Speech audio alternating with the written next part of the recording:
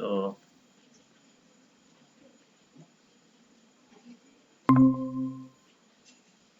তেরোর একেরটা বলেছিল যে একটি পাঁচতলা বাড়ির ছাদ থেকে দেখলে মনুমেন্টের চূড়ার উন্নতি কোণ, তার মানে অবশ্যই এখানে পাঁচতলা বাড়িটার থেকে মনুমেন্টের হাইট নিশ্চয়ই বেশি।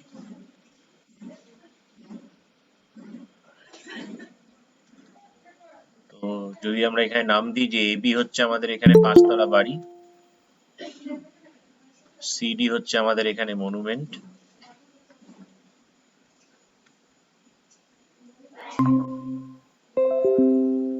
তো পাঁচতলা বাড়ির ছাদ থেকে দেখলে মনুমেন্টের চূড়ার উন্নতি কোণ আর গোড়ার অবনতি কোণ 60° ও 30°।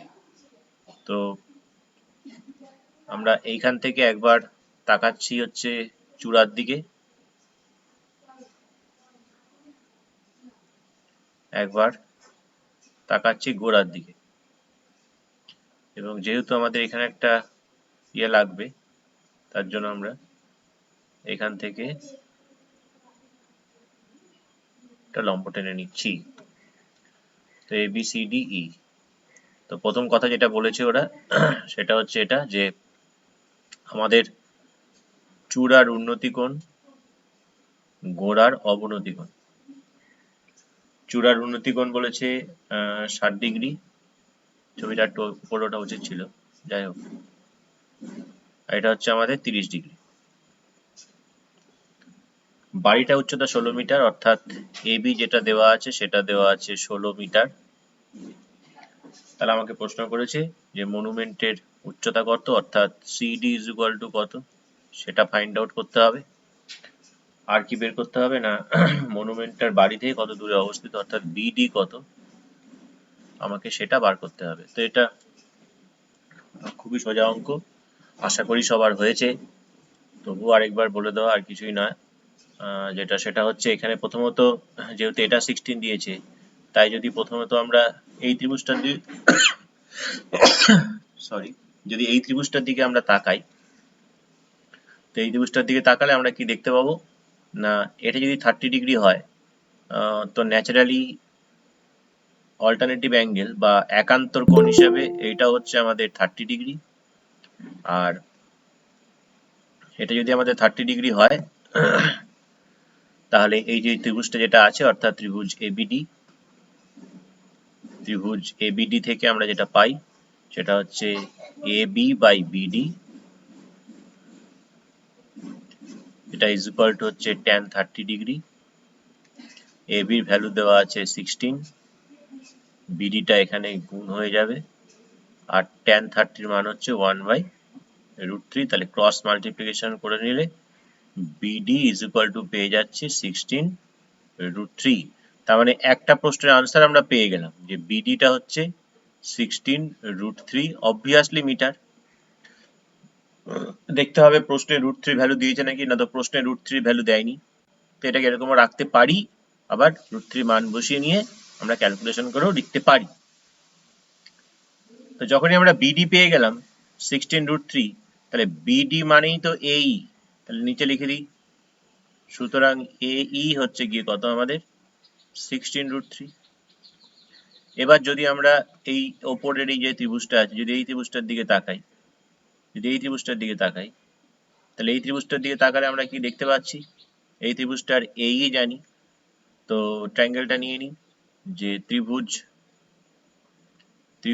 এইসি থেকে কি পাবো না, তো সিই বাই এই, এটা হচ্ছে আমাদের tan 60, সি এর ভ্যালু জানি না, এই এর ভ্যালু জানি 16√3, tan 60 এর ভ্যালু জানি √3, তাহলে এখান থেকে সি 16√3 ইন্টু √3 মানে 16 ইন্টু 3, তার মানে হচ্ছে 48। তাহলে সিই হচ্ছে 48, অর্থাৎ এইখান থেকে এইটুকুনি হচ্ছে আমাদের 48 মিটার পেলাম। যেহেতু এবি 16 মিটার, সুতরাং ইডি কত হবে 16 মিটার, এটা আমরা জানি। তাহলে আমাকে বলেছে টোটালটার হাইট কত, তো টোটালটার হাইট কত হচ্ছে আমাদের, টোটালটার হাইট তার মানে হয়ে যাচ্ছে 48 প্লাস 16, 48 প্লাস 16 এত মিটার, অর্থাৎ 64 মিটার। তাহলে সেকেন্ডটারও আমরা আনসার পেয়ে গেলাম, দ্যাট ইজ 64 মিটার। এই দুটোই তো আমাদের চেয়েছিল এখানে, তো খুবই সোজা। আমরা স্যার বলছি বি আর ডি এর মান কেন সমান সেটা কি বলতে হবে? বললেও হয়, না বললেও হয়, কোনো অসুবিধা নেই, আমি এখানে লিখে লিখেছি দিলেই হবে। কারণ এরা পরস্পর এখানে সমান্তরাল। এখানে লিখে দিলেই হবে যে সুতরাং এটা, সুতরাং এই, কোনো অসুবিধা নেই। কারণ এই জিওমেট্রি গুলো আমরা জানি বলেই আমাদেরকে এই জিনিসটা করা, তাই ত্রিগোনোমেট্রি জিওমেট্রি করার পর তবে আমাদের হাইট অ্যান্ড ডিস্টেন্স এসছে, কেমন? তো এই প্রপার্টি গুলো যে হয় সেগুলো হচ্ছে এখানে আমরা স্বতঃসিদ্ধ হিসেবে ব্যবহার করতে পারি। নাম্বার 2, একটা পাখি ভূমিতলের সঙ্গে সমান্তরাল রেখায় 200 মিটার উঁচু দিয়ে উত্তর থেকে দক্ষিণ দিকে যাচ্ছিল। তো ভূমি হচ্ছে ধরে যাক এটা, পাখিটা উত্তর থেকে দক্ষিণ দিকে যাচ্ছে, ধরে নিই আমাদের এটা নর্থ, এটা সাউথ, তার মানে পাখিটা এই দিক থেকে এই দিকে যাচ্ছে। আরো বলেছে আমাদের যে পাখিটার যে ডিস্টেন্স, মানে এই যে উচ্চতা, যেটা সব জায়গায় আমি যে কোনো জায়গায় মাপি না কেন, এই উচ্চতাটা প্রতি ক্ষেত্রে কত হবে না 200 মিটারই হবে আমাদের। তো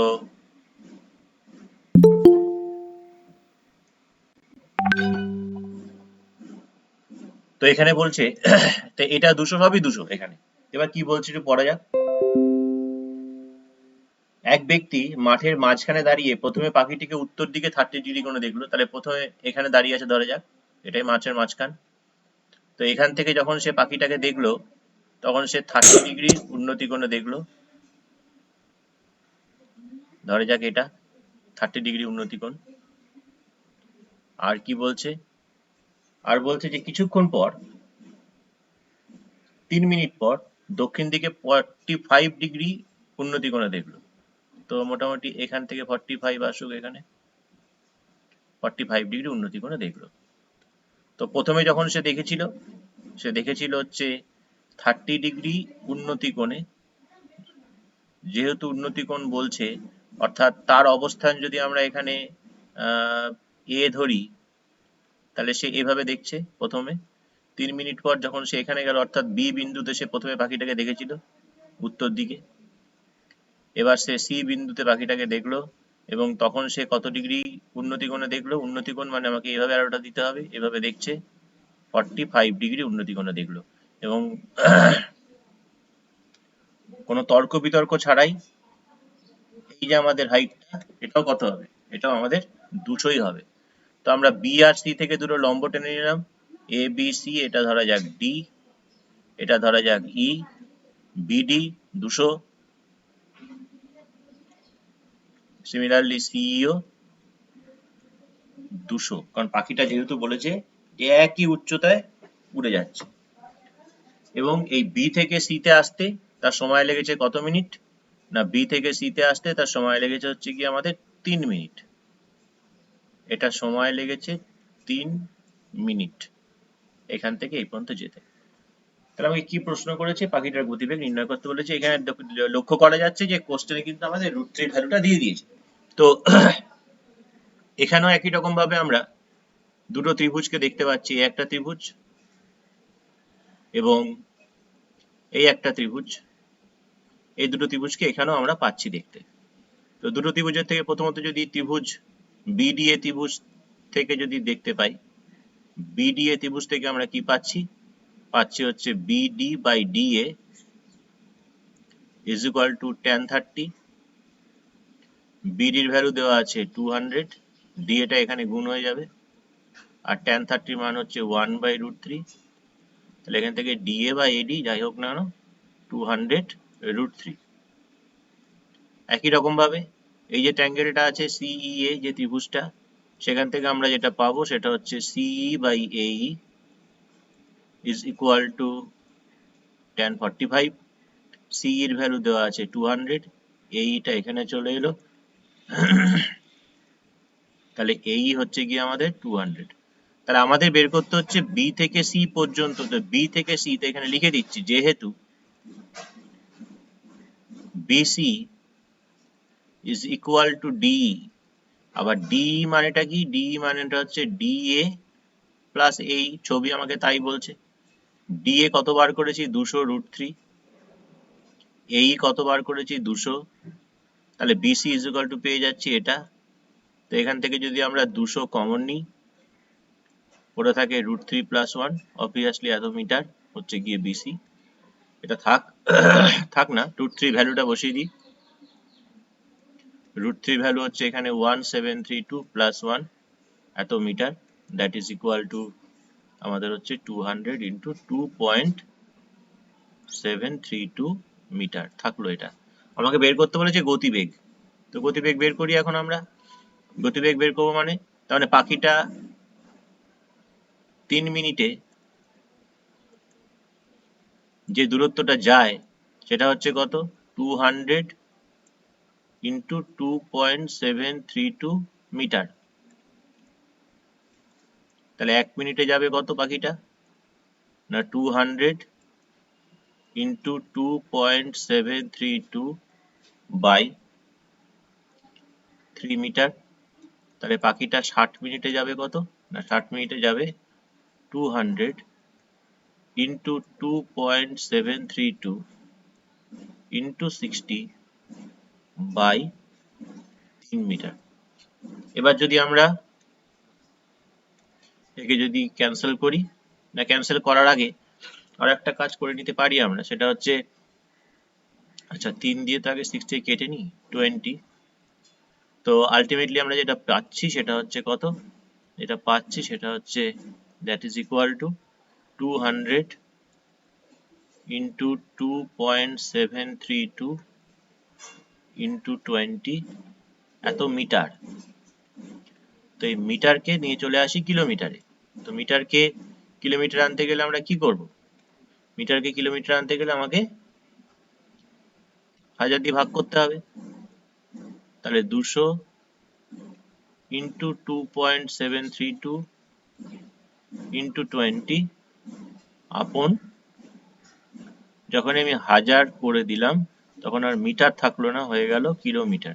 তাহলে এদিকে 60 মিনিট মানে 1 ঘন্টা হয়ে গেছে, এদিকে কিলোমিটার, কিলোমিটার পার ঘন্টা যেটা আমাদের ইয়ে হয়।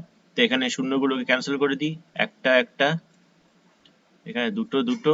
তাহলে আলটিমেটলি হচ্ছে 2 দুগুণে 4, 4 দিয়ে এটাকে গুণ করতে হচ্ছে, 4 দুগুণে 8, 3 4 12, 2 হাতে 1, 4 7 28, 2 হাতে 2, 4 দুগুণে 8 দিয়ে 10। তাহলে এত কিলোমিটার। অবশ্যই প্রায় কথাটা আমাকে লিখতে হচ্ছে, কারণ বুঝতে অসুবিধা আছে। তো আমরা পেজটা সেভ করি।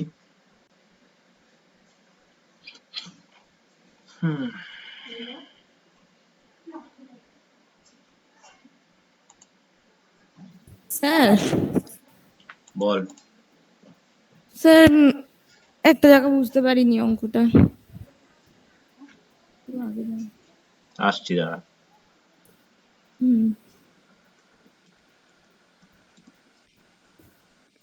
কোন জায়গায়? এই যে বিসি, এই সুতরাং দিয়ে করেছেন যে, হ্যাঁ আরেকটু ওপরে BC equals to D equals to ব্যাপারটা। বিসি কোনটা? এখানে বিসি তো এখান থেকে এটা। তো বি হ্যাঁ থেকে তো এখানে লম্ব টানা হয়েছে, সি থেকে তো লম্ব টানা হয়েছে, তাহলে ডি সমান হবে না বিসির সঙ্গে? হুম সমান্তরাল তো, বিসি ডিও তো সমান্তরাল, হ্যাঁ হ্যাঁ তো সামান্তরিক হয়ে যাচ্ছে। তো তাই সেই রেসপেক্টে লেখা হলো এটা, যে বিসি যা হচ্ছে আমাদের ডি তাই হচ্ছে। কারণ আমাকে, আমরা তো এখানে ডি আর এই বার করে রেখেছি, আমরা তো এখানে ডি এ বার করে রেখেছি আর এই বার করে রেখেছি। তাহলে আমি তো বিসি কে ডি এ প্লাস এই লিখতে পারি না, বিসি দাগের উপরে তো ডি এর এই নেই। তাহলে বিসি মানে দেখতে পাচ্ছি ডি, আর ডি মানে হচ্ছে ডি এ প্লাস এই। এবার এখানে ডি এ আর এই এর মানটা বসিয়ে দিলাম, যা বেরোলো এত মিটার। আর এখানে 60 মিনিট।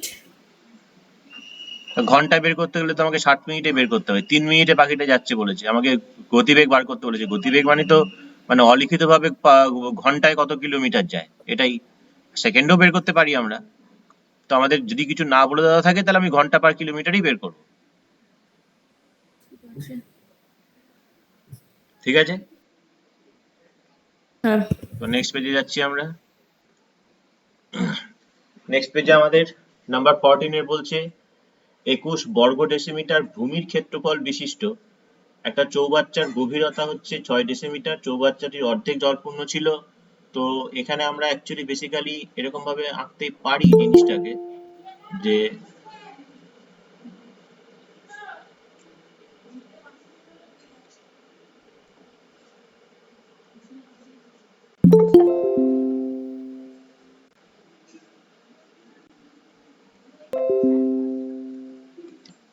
তো আমরা জিনিসটাকে এরকম ভাবে আঁকতে পারি। এখানে চৌবাচ্চা যেটা আছে, ধরা যাক বর্গাকার ভূমি বিশিষ্ট, এটা মাথায় রাখতে হবে যে ভূমি এত বর্গ ডেসিমিটার, না বর্গ ডেসিমিটার ভূমি ক্ষেত্রফল, বর্গাকার ভূমি হবে তার কোনো মানে নেই, বর্গাকার ভূমি হবে তার কোনো মানে নেই। তো আমাদের ভূমিটা এরকম হতেই পারে এখানে।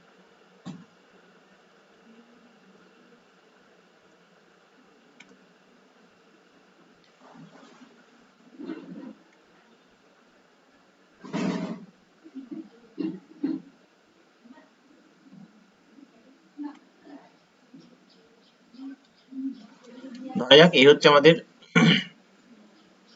এই যে নিচটা, এই নিচটার ক্ষেত্রফল, অর্থাৎ এই যে যদি আমরা এটা এই কালার দিয়ে দিই তাহলে এটার ক্ষেত্রফল হচ্ছে, সবুজ যে কালারটা আছে এটার ক্ষেত্রফল হচ্ছে আমাদের কত না 21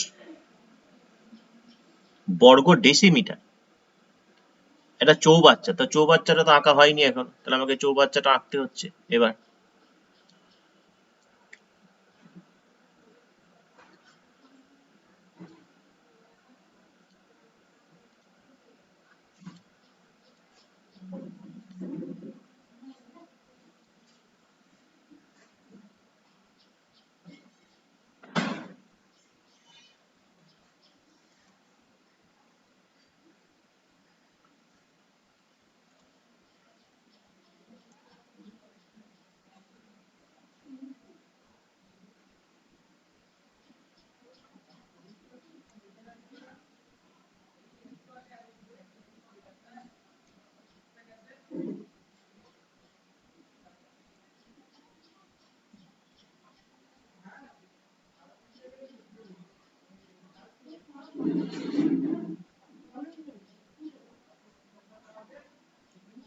ধরা যাক এই হচ্ছে আমাদের সেই চৌবাচ্চাটা।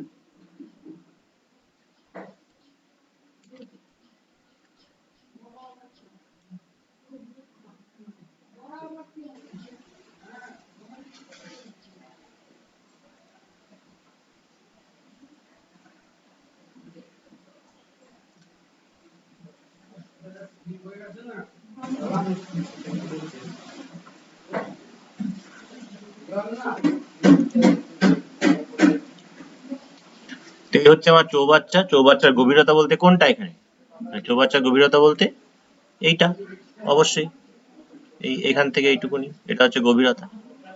গভীরতাটা কত দেওয়া আছে আমাদের, গভীরতাটা দেওয়া হচ্ছে আমাদের 6 ডেসিমিটার।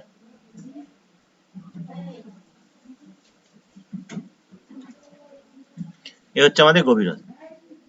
এবার কি বলছে, এখন ওই চৌবাচ্চায় যদি 21 সেন্টিমিটার ব্যাস বিশিষ্ট 100টি লোহার গোলক সম্পূর্ণ ডুবিয়ে দেওয়া হয়, তবে চৌবাচ্চার জলতল কতটা উঠবে। তো অর্ধেক জলপূর্ণ ছিল, তো যা জলপূর্ণ ছিল ছিল আমাদের, তো অর্ধেক জলপূর্ণ ধরে নেওয়া যাক যে এটা হচ্ছে অর্ধেক জলপূর্ণ।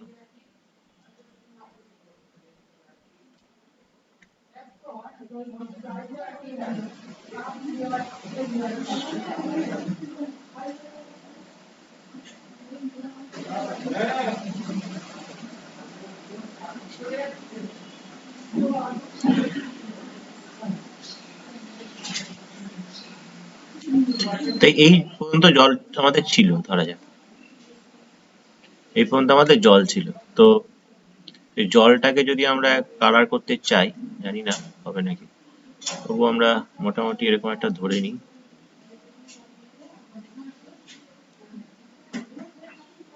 এই পর্যন্ত আমাদের জলটা ছিল, ঠিক আছে। এবার এর মধ্যে আমরা কাকে ফেলছি? এর মধ্যে আমরা ফেলছি কাকে? ফেলছি হচ্ছে যে এরকম গোলক, এরকম গোলক ফেলছি যার প্রত্যেকটার ব্যাস দিয়েছে কত না, ব্যাস দিয়েছে হচ্ছে আমাদের 21 সেন্টিমিটার ব্যাস। 21 সেন্টিমিটার ব্যাস বিশিষ্ট আমরা গোলক এখানে ফেলছি। কটা ফেলছি? 100টা ফেলছি। এর ফলে জলতলটা কতটা উঠবে? তো যদি তর্কের খাতিরে ধরে নিই আমরা, যে ধরা যাক যে জলতল আমাদের এতটা উঠে এলো,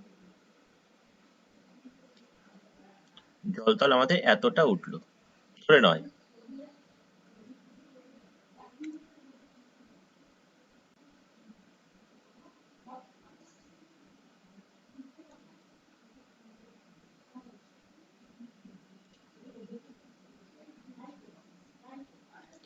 তাহলে ছিল এই লাল, এটা উঠলো হচ্ছে এইটা। তো যে জলটা উঠলো যদি সেটার একটা কালার আমরা করতে চাই,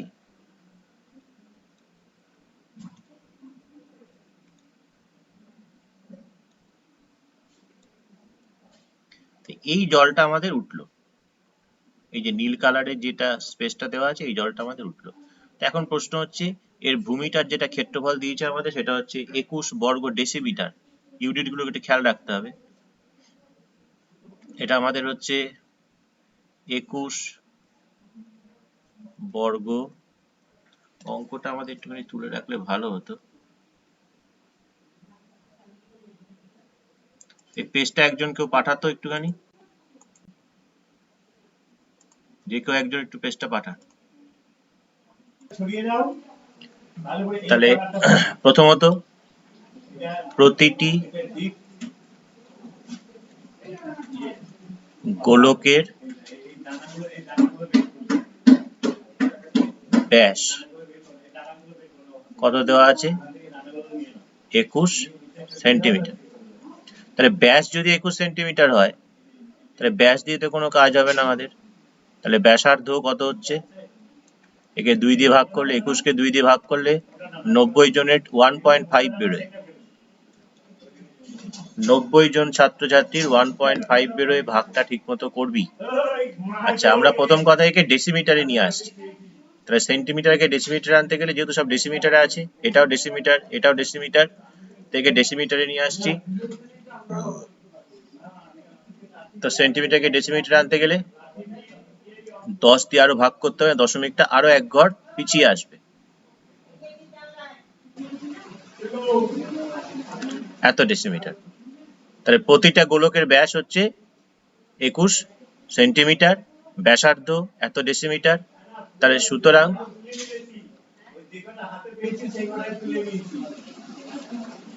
প্রতিটি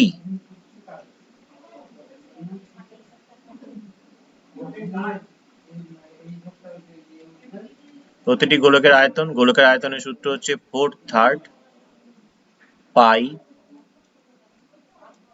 আর কিউব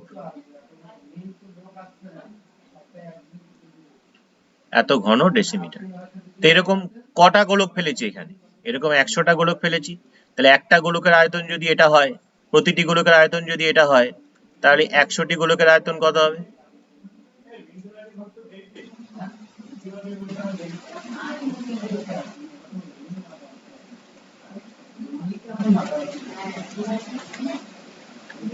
ফোর থার্ড পাই আর কিউব ইন্টু 100, এত ঘন ডেসিমিটার। তাহলে এই হচ্ছে আমাদের 100টা গোলকের আয়তন। তাই একটু ভেবে দেখা যাক, এই যে আমাদের যে এই যে পোর্শনটা ছিল, যে নীল পোর্শনটা, এই যে নীল যে আমাদের পোর্শনটা ছিল, এই যে আমাদের নীল পোর্শনটা, এই যে টোটাল যে নীল যে জায়গাটা, যে জল তলটা আমাদের উঠেছে বলে আমরা ধরে নিয়েছি, এই যে এইটুকুনি, এইটুকুনি, এইটা কতটা উঠেছে এটাই হচ্ছে আমাদের প্রশ্ন। তাহলে এই যে কথাটা ওরা বলেছে যে গভীরতা 6 ডেসিমিটার এবং অর্ধেক জলপূর্ণ ছিল, এই কথাটার কিন্তু কোনো গুরুত্ব নেই। কেন গুরুত্ব নেই? আমাকে কিন্তু জাস্ট প্রশ্ন করেছে জলতল কতটা উঠবে।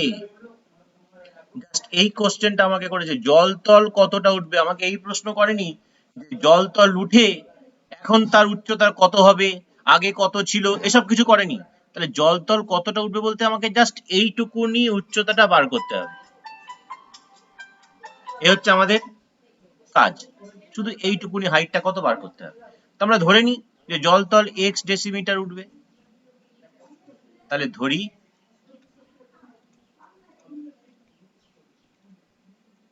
জলতল এক্স ডেসিমিটার উঠবে। তাহলে এই যে জলতল যেটা এক্স ডেসিমিটার, এই যে শুধু নীল কালারে যেটা দেখতে পাচ্ছি, তা সেটাও তো একটা সমকোণী চৌপল, শুধু নীলটুকুনি, যার একটা উচ্চতা আছে এক্স, যার ভূমির ক্ষেত্রফল বলতে কত, এই 21 বর্গ ডেসিমিটার, সেটা তারও ভূমির ক্ষেত্রফল। নিচেরটা সবুজটার যা ক্ষেত্রফল হবে, এই নীলের ওপরেরটা ক্ষেত্রফল কি সেম হবে না? অবশ্যই সেম হবে, একদম একই জিনিস হবে।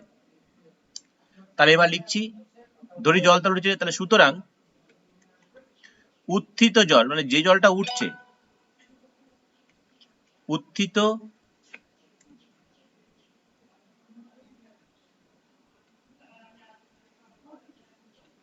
জলের আয়তন, সমকোণী চৌপালের আয়তন সূত্র কি, ভূমির ক্ষেত্রফল ইন্টু উচ্চতা, এত ঘন ডেসিমিটার হয়ে গেল। এই জলটা উঠলো, এই যে এত ঘন ডেসিমিটার জলটা উঠলো, কিসের জন্য উঠলো? এই 100টা গোলককে, এরকম 100টা গোলককে এখানে ডোবানোর ফলে তো উঠেছে। তাহলে 100টা গোলক ডুবিয়ে আমাদের কত ঘন ডেসিমিটার আয়তন হয়েছে, এত, সেটার সঙ্গে সমান হবে। সুতরাং 21x is equal to 4/3 পাই মানে 22/7 ইন্টু 1.05 এর হোল কিউব ইন্টু 100। তাহলে আমাকে এক্স এর মান বের করতে বলেছে।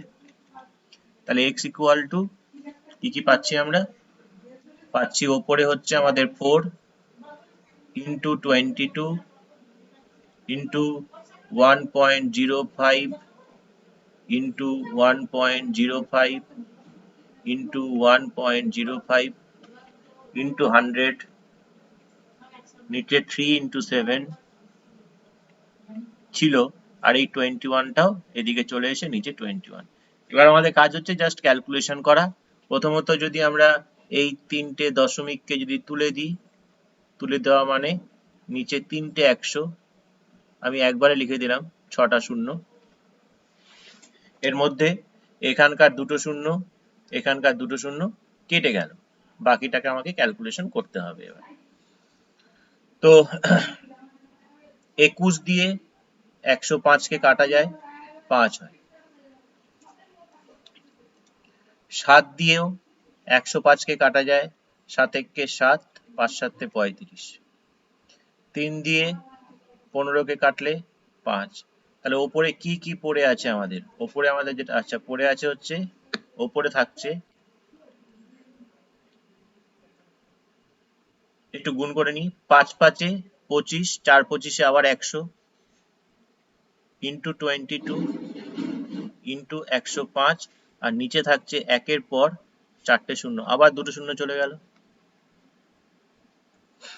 এবার 105 দিয়ে গুণ করে দিচ্ছি, 105 দুগুণে 210, শূন্য হাতে 21, 105 দুগুণে 210 আর 21 হচ্ছে 231, নিচে হচ্ছে কত আমাদের, নিচে হচ্ছে আমাদের 100, একটা শূন্য চলে গেল, 23.1। ওরে বাপ, তো ভুল হয়ে গেছে কোথাও। স্যার আমারও এটাই বেরিয়েছে। স্যার আমারও এটাই অ্যান্সার এসেছে। ঠিকঠাক হলো না, তো ব্যাপারটা এখানে একটু ভুল করেছে ওরা, যেটা সেটা হচ্ছে ওরা অঙ্কটা একটুখানি আর একটু ভালো করতে গিয়ে এই বর্গ ডেসিমিটার না দিয়ে ওরা যদি এইটা দিত তাহলে অঙ্কটা হতো যে 21 ডেসিমিটার বর্গ।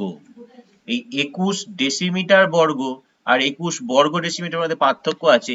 21 ডেসিমিটার বর্গ মানে কিন্তু 21 গুণ 21 তাকে স্কোয়ার, মানে সেটা ইন্টু সেটা এত বর্গ ডেসিমিটার। 21 ডেসিমিটার বর্গ তার মানে কি, তার মানেটা হচ্ছে যে 21 ডেসিমিটার তার বর্গ। এটার বর্গ মানে কি, 21 ডেসিমিটার ইন্টু 21 ডেসিমিটার, তার মানে 21 গুণ 21 বর্গ ডেসিমিটার। তো এখানে তাই অঙ্কটাতে আপাতত অঙ্কটা যেটা দেওয়া আছে সেটা অনুযায়ী আমাদের উত্তর এটা ডেসিমিটার হবে, কিন্তু যদিও অঙ্ক অনুযায়ী সেটা অবান্তর, কারণ টোটালটা হচ্ছে 6 ডেসিমিটার গভীরতা, টোটালটা 6, তাহলে সুতরাং জলটা এতটা যেতে পারবে না, মানে পড়ে যাবে মোদ্দা কথা। তো অঙ্ক অনুযায়ী আমাদের এটাই উত্তর। আর অঙ্কটা ওদের এটা 21 বর্গ ডেসিমিটারের জায়গায় যদি 21 ডেসিমিটার বর্গ হতো তাহলে বলতে হয় আমাদের ঠিকঠাক হতো, ওরা সেটাই করতে গেছিল, তো যাই হোক কোনো কারণে সেই জিনিসটা হয়নি।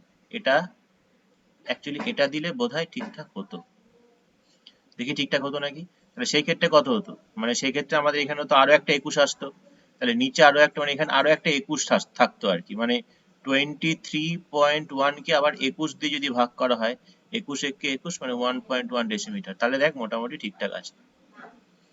কি বলছি বোঝা যাচ্ছে? এই জিনিসটা হতো, এটা দিতে গিয়ে ভুল করে এটা দিয়ে দিচ্ছে। তো যাই হোক, যা দিয়েছে আমরা সেই অনুযায়ী কাজ করি। এনিওয়ে, সেভ করি।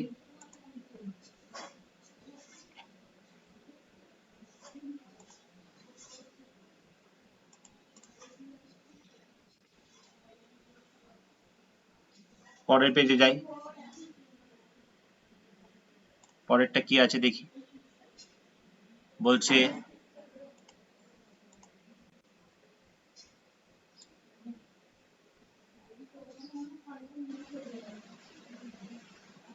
লম্ব বৃত্তাকার ফাঁপা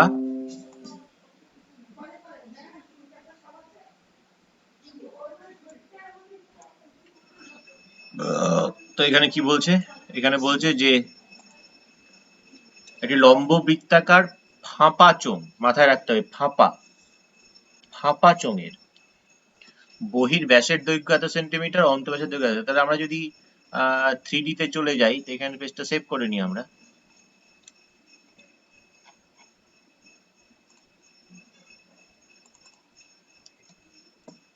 আমরা যদি 3D তে যাই,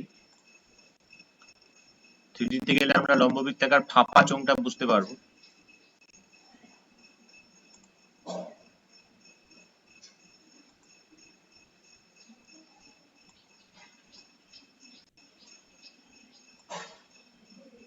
তো এই হচ্ছে আমাদের ফাঁপা চোঙ,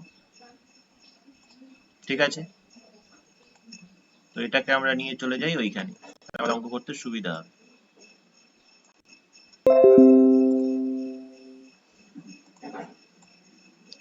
তো এই হচ্ছে আমাদের সেই লম্ব বৃত্তাকার ফাঁপা চোঙ, যার বহির ব্যাসের দৈর্ঘ্য 16 সেন্টিমিটার, অন্তর্ব্যাসের দৈর্ঘ্য 12 সেন্টিমিটার। বহির ব্যাস 16, অন্তর্ব্যাস 12, তো মোটামুটি বোঝা যাবে আশা করি এখানটা থেকে। তো চলে আসি আমরা, তো বহির ব্যাস অন্তর্ব্যাস, তো বহির ব্যাস মানে আমাদের একদম এক্সটার্নাল পয়েন্ট থেকে স্টার্ট হবে, এদিকে এক্সটার্নাল পয়েন্ট পর্যন্ত যাবে, এটা হচ্ছে আমাদের বহির ব্যাস। আর অন্তর্ব্যাস যদি আমরা হিসাব করতে চাই, তাহলে এখান থেকে ইন্টারনাল পয়েন্টের এক্সট্রিম পয়েন্ট থেকে শুরু হয়ে ইন্টারনাল পয়েন্টের এক্সট্রিম পয়েন্ট পর্যন্ত যাবে। তো যেটা দেওয়া আছে আমাদের এখানে সেটা হচ্ছে বহির ব্যাস 16, অর্থাৎ এই লাল যেটা চিহ্নিত এটা হচ্ছে আমাদের 16 সেন্টিমিটার, আর এই হলুদ যেটা দেওয়া আছে আমাদের অর্থাৎ অন্তর্ব্যাস সেটা হচ্ছে আমাদের 12 সেন্টিমিটার। চোঙটার উচ্চতা বলেছে 36, উচ্চতা মানে তো আমরা জানি, উচ্চতা মানে হচ্ছে একদম এইখান থেকে শুরু করে এইটুকুনি, এটা হচ্ছে আমাদের কত 36 সেন্টিমিটার, এটা হচ্ছে আমাদের 36 সেন্টিমিটার। এই চোঙটাকে গলিয়ে 2 সেন্টিমিটার ব্যাসের এবং 6 সেন্টিমিটার দৈর্ঘ্যের কতগুলি নিরেট লম্ব বৃত্তাকার চোঙ তৈরি করা যাবে।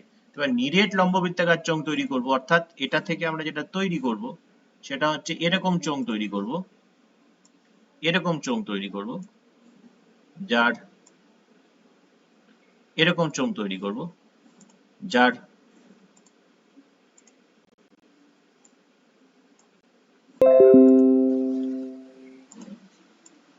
এরকম চোঙ তৈরি করব, যে চোঙগুলোর কি কি বলেছে, প্রথমে বলেছে যার ব্যাস হচ্ছে 2 সেন্টিমিটার হবে, অর্থাৎ এইটা হবে আমাদের 2 সেন্টিমিটার, এটা হবে আমাদের 2 সেন্টিমিটার, এবং যেটা হাইট অর্থাৎ এইখান থেকে এইটুকুনি হাইট হবে 6 সেন্টিমিটার। তো এটাকে গলিয়ে এরকম কটা পাবো, এই হচ্ছে আমাদের এখানে প্রশ্ন। এখন প্রশ্ন হচ্ছে এটাকে গলিয়ে, এটাকে গলালে আমরা কি পাবো, কতটা লোহা পাবো, সেটা তো আমাকে জানতে হবে আগে। তো এটার বহির ব্যাসার্ধ, বহির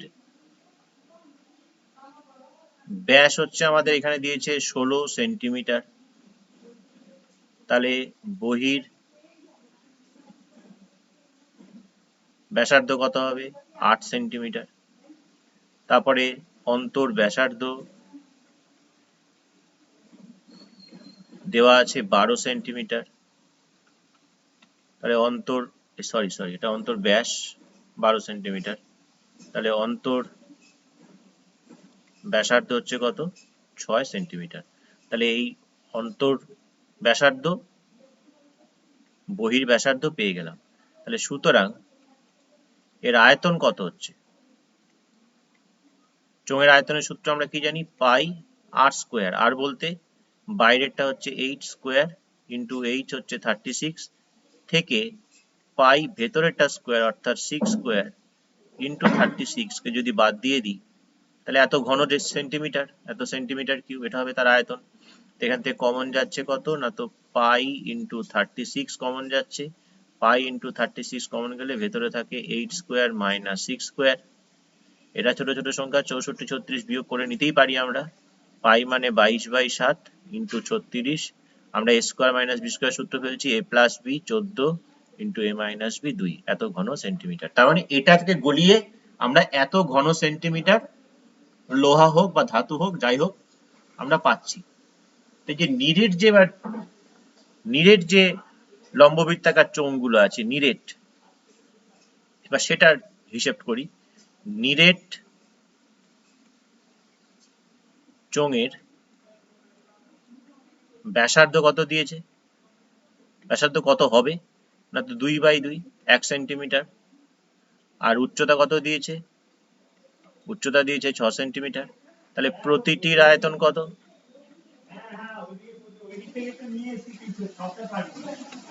প্রতিটির আয়তন হচ্ছে পাই আর স্কোয়ার ইন্টু এইচ।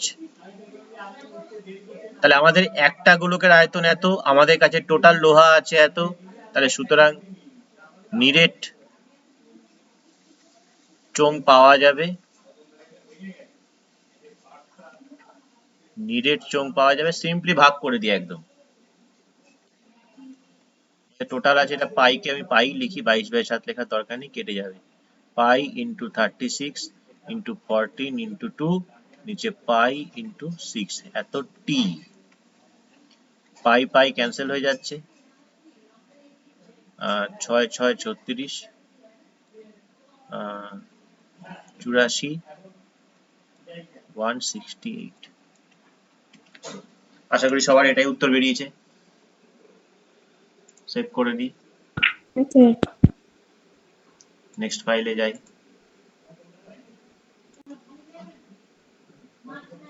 এর পরেরটা কি বলছে,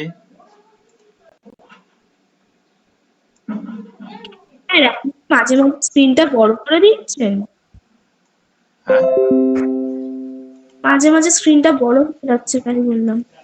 বড় হয়ে যাচ্ছে মানে, মানে আরো জুম, হ্যাঁ এবার ঠিক হলো, আবার জুম হয়ে যাচ্ছে মাঝে মাঝে আমার জন্য।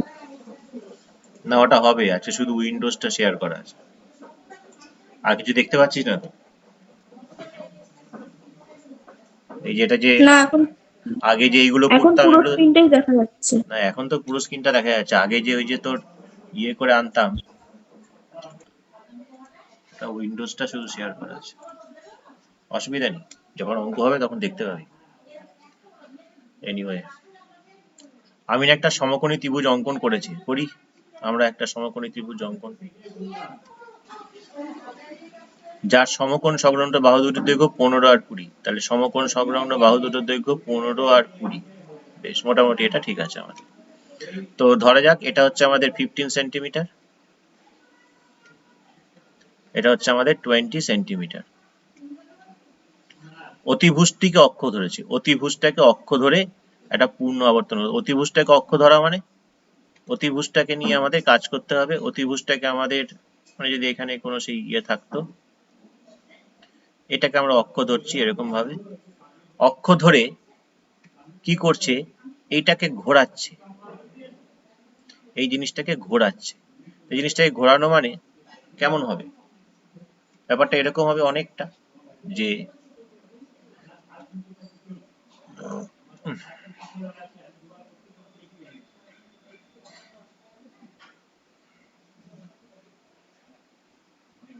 অনেকটা এরকম হবে জিনিসটা। তো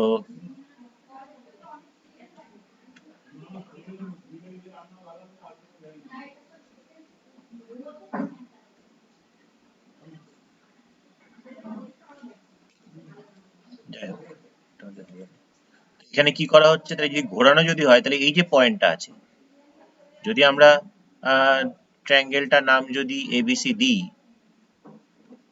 যদি আমরা ট্রায়াঙ্গেলটার নাম, সমকোণী ত্রিভুজটার নাম এবিসি দিই, তাহলে এই যে বি যে বিন্দুটা আছে, তাহলে সেই বিন্দুটাই তো ঘুরবে আমাদের। কোন লাইন বরাবর ঘুরবে বিন্দুটা? এই বরাবর ঘুরবে, মানে এইভাবে যাবে, এইভাবে যাবে, এইভাবে যাবে, এইভাবে যাবে। হ্যাঁ না না, তার মোদ্দা কথা এখানে একটা বৃত্ত হবে আর কি।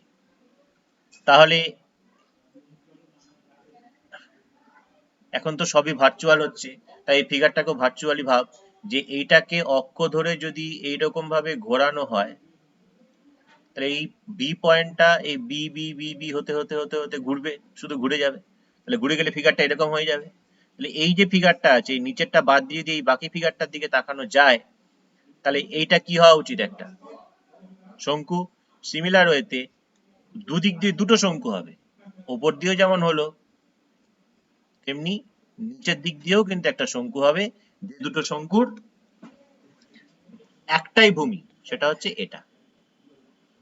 এখন প্রশ্ন হচ্ছে, প্রথম কথা, যেহেতু এটা সমকোণী ত্রিভুজ, আমি এবি জানি, আমি এসি জানি, তাহলে প্রথমত ধরে নিই, এখানে যে যা যা আমরা ধরেছি সেটা লিখে দিই, যে এবি হচ্ছে 20 সেন্টিমিটার, বিসি হচ্ছে আমাদের 15 সেন্টিমিটার, তাহলে এসি কত হচ্ছে আমাদের √, অতিভুজ ভূমি স্কোয়ার প্লাস লম্ব স্কোয়ার একবারে করে দিচ্ছি, 400, 20 স্কোয়ার 400, 15 স্কোয়ার 225, আলটিমেটলি হয় 625, এবং 625 কে বর্গমূল করলে হচ্ছে 25 সেন্টিমিটার। তাহলে এসি হচ্ছে আমাদের 25 সেন্টিমিটার।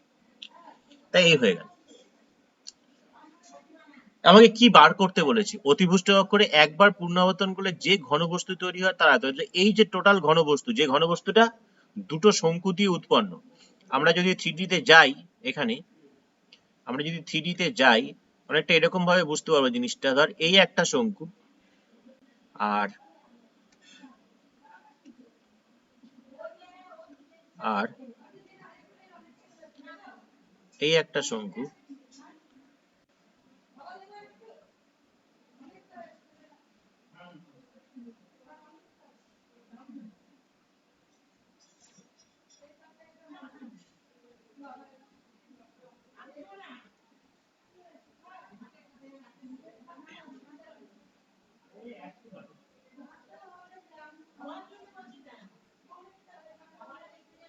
এই হচ্ছে ব্যাপারটা। হচ্ছে ব্যাপারটাকে বোঝা যাচ্ছে নাকি? দেখ, এই ওপরেরটা এরকম আছে, এটা ওপরেরটা, আর নিচেরটা নিচেরটা হচ্ছে এরকম আছে। তাহলে এই যে দুটো শঙ্কু, এই দুটো শঙ্কুকে নিয়েই কিন্তু আমাদের কাজ এখানে। এই যে দুটো শঙ্কু, এই দুটো শঙ্কু যাদের ভূমিটা কিন্তু একটাই, যেটা আমরা এখানে যেটা আমাদের হবে। তো এই যে 25 সেন্টিমিটার, সেটা কি হলো? এই টোটালটা 25 সেন্টিমিটার হলো, টোটালটা, অর্থাৎ এসি। তো এই ভার্চুয়াল এই পয়েন্টটাকে যদি আমরা ডি ধরে নিই, এই পয়েন্টটাকে যদি ডি ধরে নিই, তাহলে এখন প্রশ্ন হচ্ছে যেটা, সেটা হচ্ছে এই এসি আর বিডি তারা পরস্পরকে যদি ও বিন্দুতে ছেদ করে, তাহলে বি ওর দৈর্ঘ্য না বের করতে পারলে তো আমরা ব্যাসার্ধ বেরোবে না। তাহলে বি ওর দৈর্ঘ্যটা আমাদের দরকার। এখন বি ওর দৈর্ঘ্যটা পেতে গেলে আমরা কিভাবে বার করতে পারি? প্রথমত, যে এটাও কিন্তু 90 ডিগ্রি, এটাও 90 ডিগ্রি, এটা 20, এটা 15, বিওটাকে যদি আমরা x ধরি, তাহলে এই ত্রিভুজটার এবিও ত্রিভুজের এই কোণের বিপরীত বাহু x, সমকোণের বিপরীত বাহু 20, এই কোণটার সঙ্গে এই দুটো ত্রিভুজকে যদি আমরা এক করি, তাহলে এই কোণটার সঙ্গে কোন কোণটা সমান হবে? এটা হবে না এটা হবে? এটা হবে। তাহলে এই কোণের বিপরীত বাহু OC, এই কোণের বিপরীত বাহু হচ্ছে AO। তো আমাদের প্রথম কাজ হচ্ছে এখান থেকে বিওটাকে ফাইন্ড আউট করা। বিওটা ফাইন্ড আউট না করা পর্যন্ত আমরা কিছু করতে পারবো না, কারণ ব্যাসার্ধ না হলে তো আয়তন পাবো না আমরা এখানে।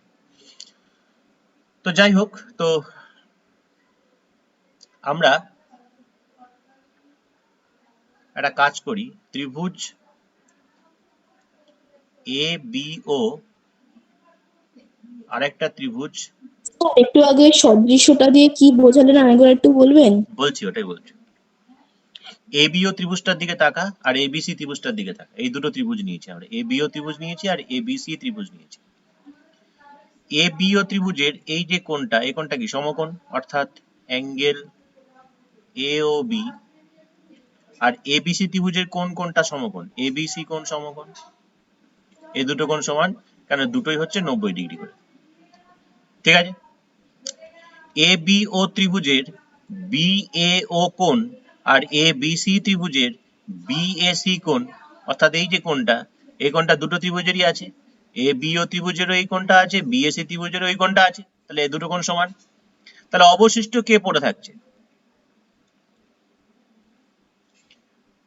ABO ত্রিভুজের অবশিষ্ট কে পড়ে থাকছে? এই কোণটা পড়ে থাকছে না?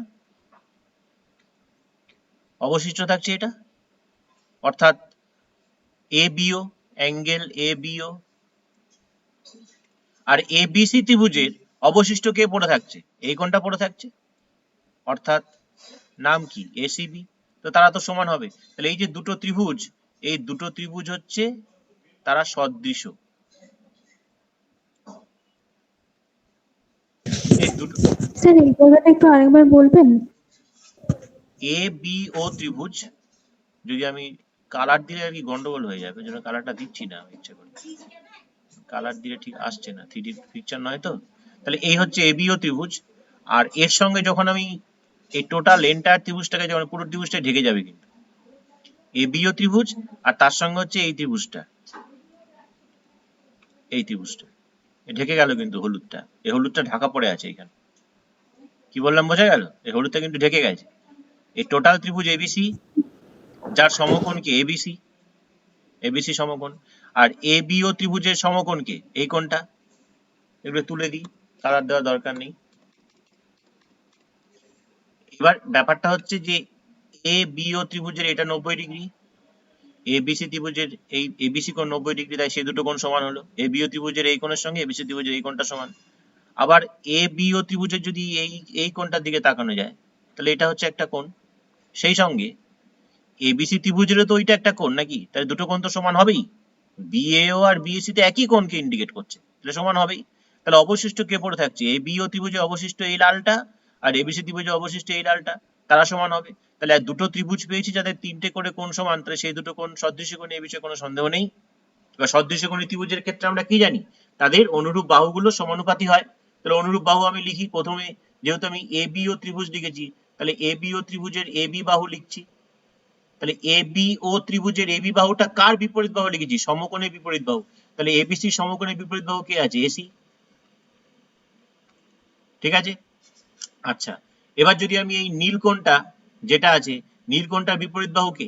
ABO ত্রিভুজের BO। কিন্তু ABC ত্রিভুজের নীল কোণের বিপরীত বাহু কে? BC। সমান হবে। AB এর মান কত জানি আমরা? AB এর মান জানি 20। AC এর মান কত বের করেছি আমরা? 25। BO জানি না, BC 15।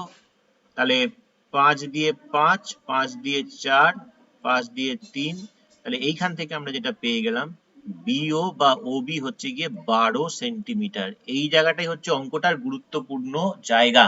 এই যে ব্যাসার্ধটা না বের করা পর্যন্ত আমরা কিছুই বের করতে পারছিলাম না। আরো একটা জিনিস বের করতে হবে, সেটা হচ্ছে A ওর দৈর্ঘ্য কত। তো এখানে তো এই দুটো নিয়ে করেছি, তাহলে আরো দুটো আবার, এবার আমাকে AO বার করতে হবে। তাহলে ABO ত্রিভুজের যদি AO বাহুটাকে আমরা ধরি, তাহলে এ ও বাহুটা কার বিপরীত কোণ?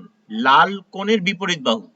তাহলে এবিও ত্রিভুজের সঙ্গে এবিসি ত্রিভুজের লাল কোণের বিপরীত বাহুকে এবি। আবার এবিও ত্রিভুজের যদি আমরা এবি কে নিই, না এবি না, বিও কে যদি নিই, বিওর ভ্যালুটা যেহেতু পেয়ে গেছি, তাহলে বিওটা কার বিপরীত বাহু? নীলের বিপরীত বাহু। তাহলে এবিসি নীলের বিপরীত বাহুকে 15, মানে বিসি অ্যাকচুয়ালি। এও ফাইন্ড আউট করতে হবে। এবি 20 জানি, বিও কত বার করে রেখেছি 12, বিসি কত জানি 15, 5 দিয়ে 3, 5 দিয়ে 4, 3 দিয়ে 4, তাহলে এ ও কত পেয়ে গেলাম? এ ও পেয়ে গেলাম হচ্ছে 16। তাহলে যখনই এ ও 16 সেন্টিমিটার পেয়ে গেলাম, তাহলে ও সি বা সিও কত হবে? ওটা তো টোটাল পেয়েছিলাম তো 25, তাহলে 25 থেকে 16 বাদ দিয়ে দিই, 9 সেন্টিমিটার। অঙ্কটা কিন্তু আর কিছু প্রবলেম নেই আমাদের, অঙ্কটায় আর কোনো প্রবলেম নেই কিন্তু আমাদের।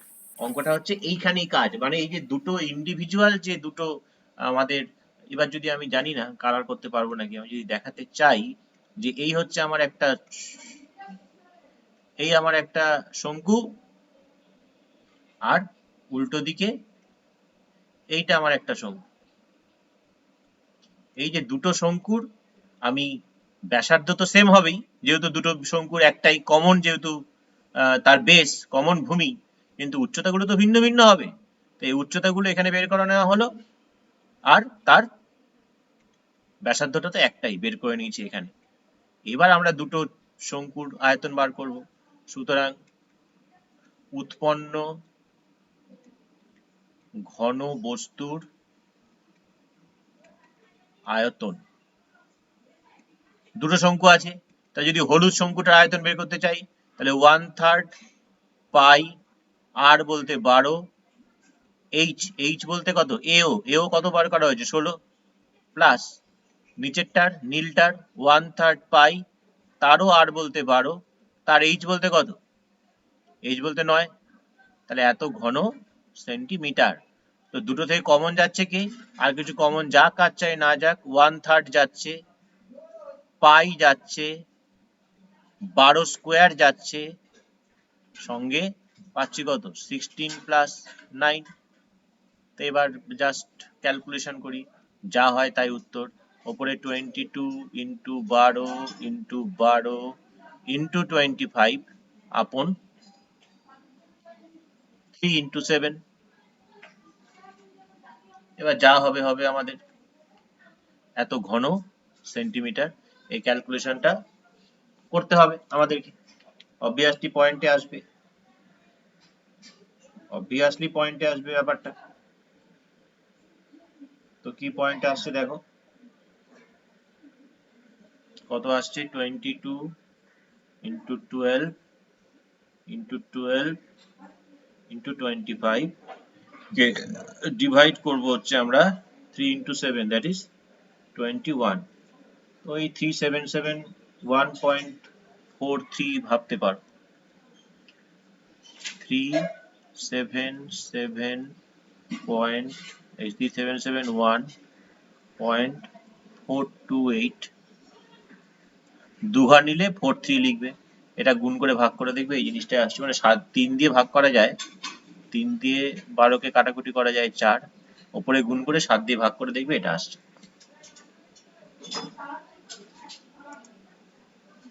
স্যার বলছি বিও নির্ণয়টা না বুঝতে পারিনি, বিওটা কিভাবে বার করলেন? কোনটা বাবা? বিও বিওটা কিভাবে বার করলেন ওটা বুঝতে পারলাম না। সদৃশকোণী ত্রিভুজের সমান বাহুগুলো থেকে নেওয়া। সদৃশকোণী ত্রিভুজ মনে আছে তো নাকি? না মনে নেই সেটা। সদৃশকোণী ত্রিভুজ হ্যাঁ এখানে কি, মনে এখানে দুটো ত্রিভুজ তো সদৃশ্য হয়ে গেছে, এই যে এবিও ত্রিভুজ আর এবিসি ত্রিভুজ, এটা সদৃশ্য। হুম এবিও ত্রিভুজটা একটু চোখে দেখতে হবে, হলুদ ত্রিভুজটা হচ্ছে এবিও ত্রিভুজ, ঠিক আছে?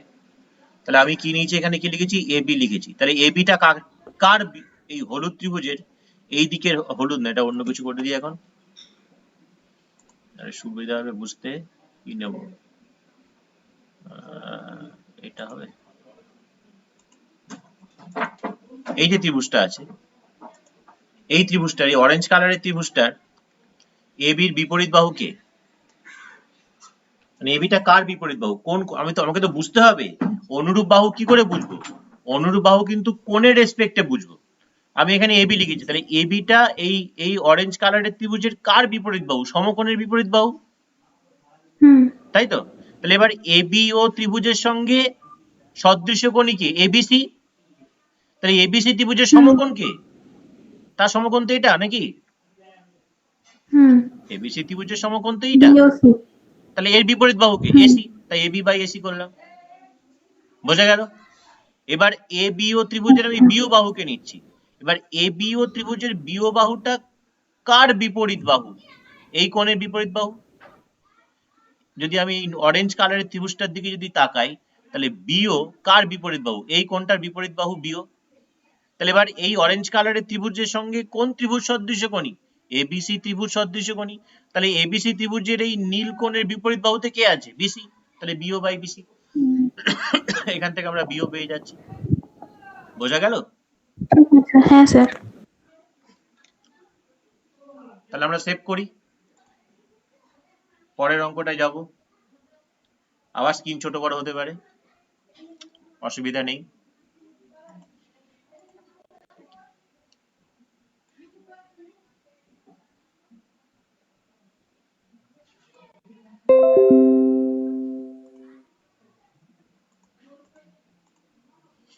এর পরের অঙ্ক আমাদের আছে, এটা আছে,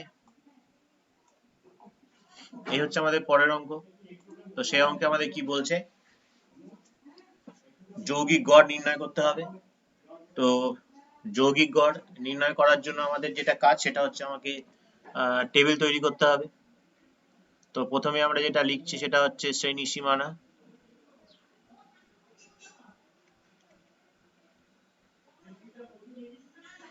শ্রেণী সীমানা গেল আমাদের।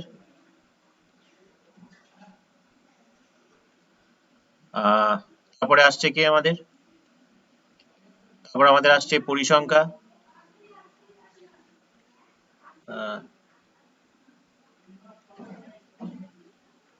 তারপর আমাদের কি আসবে? তারপর আমাদের আসবে হচ্ছে মধ্যমান। পরিসংখ্যাকে আমরা সাধারণত এফ আই দিয়ে ডিনোট করি, মধ্যমানকে সাধারণত আমরা এক্স আই দিয়ে ডিনোট করি। তো আমাদের এখানে কটা লাগবে? 1 2 3 4 5 6টা লাগবে। তো 6টা ঘর টেনে নিই আমরা এখানে। 1 বাবা 2 3 4 5 আর এই হচ্ছে আমাদের 6। তো এবার লিখি আমরা এখানে শ্রেণী সীমানাগুলো আমাদের কি কি দিয়েছে? 20 to 29। তারপরে আবার দেখতে পাচ্ছি তাহলে শ্রেণী সীমানা এটা লেখা যাবে না, এটা শ্রেণী সীমাই থাকবে। তো শ্রেণী, এখানে আরেকটা টেনে নিই, এটা কন্টিনিউয়াস নেই, তাই তো? তাহলে আমাদেরকে এই দাগগুলোকে আরো বাড়িয়ে দিতে হবে। একদম এই পাশ দিয়ে স্টার্ট করি।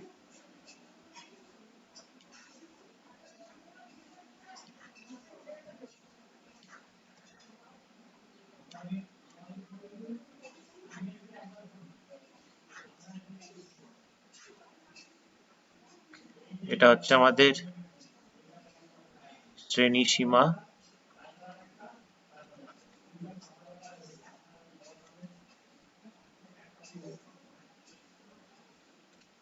আর তারপরে আমাদের আসবে শ্রেণী সীমানা, এটা তৈরি করা হলো শ্রেণী সীমানা। তো শ্রেণীটাতে এটা আসবে না। তো ফার্স্ট অফ অল এখানে কি দেওয়া হয়েছে আমাদের? প্রথমত এখানে দিয়েছে আমাদের 20 to 29, তারপরে দিয়েছে 30 to 39, তারপরে দিয়েছে 40। স্যার আমি না একেবারে শ্রেণীর সীমানা থেকে একেবারে ঠিকঠাক করে টুকেছি, অসুবিধা হবে? হ্যাঁ, মানে শ্রেণীর সীমাটা লিখিনি। না লিখতে হবে, এটা আচ্ছা অঙ্কের একটা পার্ট। হ্যাঁ, আচ্ছা এবার আমরা চলে আসছি শ্রেণী সীমানায়। তো শ্রেণী সীমানায় আমরা কি দেখতে পাচ্ছি? এখানে আমাদের পার্থক্য কত আছে 1, তাহলে 1 পার্থক্য হওয়া মানে 20 থেকে 0.5 বাদ দিয়ে দেবো, 19.5 থেকে 29.5, তারপরে এখানে হবে 29.5 থেকে 39.5, এখানে হবে 39.5 থেকে 49.5, এখানে হবে 49.5 থেকে 59.5, এখানে হবে 59.5 থেকে 69.5, আর এখানে হবে 69.5 থেকে 79.5। পরিসংখ্যাগুলো লিখে দিই এখানে। পরিসংখ্যাগুলো আমাদের কি কি দিয়েছে? পরিসংখ্যা আমাদের দিয়েছে 12, 12, 20, 14, 6, 5, 3। মধ্যমান, এবার মধ্যমান অনায়াসে বের করা যাবে। এই দুটো যোগ করলে তো এটাই হয়, 49ই হয়, তাই তো? 49 মানে 24.5। তা এই দুটো বিয়োগ করলে কত হচ্ছে 10, তাহলে একে 10 10 করে বাড়িয়ে যাব, তার মানে 34.5, এখানে হবে আমাদের 44.5, এখানে আমাদের হবে 54.5, এখানে আমাদের হবে 55.5, এই সরি 44, 54, 64.5, আর সবার লাস্টে আসবে 74.5। তাহলে মধ্যমানটা আমরা পেয়ে গেলাম। এবার আমাদের কি বলছে? এবার আমাদের যেটা বলছে সেটা হচ্ছে যে কি বার করতে বলেছে, আমাদের যৌগিক গড় বের করতে। তো যৌগিক গড় বের করার সূত্র তো আছে, আমরা জানি তো। যৌগিক গড় বের করার সূত্র কি? যৌগিক গড় মানে হচ্ছে আমাদের ভারযুক্ত গড়, অর্থাৎ আমাকে এরপরে যেটা বের করতে হবে সেটা হচ্ছে xi এর সঙ্গে fi কে গুণ করতে হবে। আমাকে এবার যেটা করতে হবে সেটা হচ্ছে xi গুণ fi, তো সেটা বের করা যাক একটা একটা করে।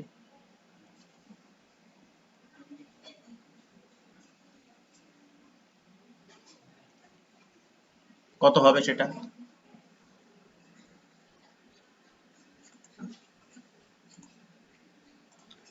xi এর সঙ্গে fi যদি আমরা বিয়োগ করে দিই তাহলে কত, এই গুণ করলে কত হবে? তার মানে 12 এর সঙ্গে 294, কত হবে? 294। 294। তো এটা গুণ করতে হবে, এখানে গুণ করলে কত হচ্ছে 294, ও বললো তাই লিখলাম। তারপরটা কত হচ্ছে তাহলে? 690, 690। তারপরটা 623, 623। তারপরে 327, তারপর 322.5, 322.5, তারপরে 223.5। 223.5। তাহলে এবার নিচে যেটা আমাকে বের করতে হচ্ছে সেটা হচ্ছে সামেশন xi fi, মানে এইগুলোকে সব যোগ করতে হবে। এগুলো সব যোগ করে কত পেয়েছি?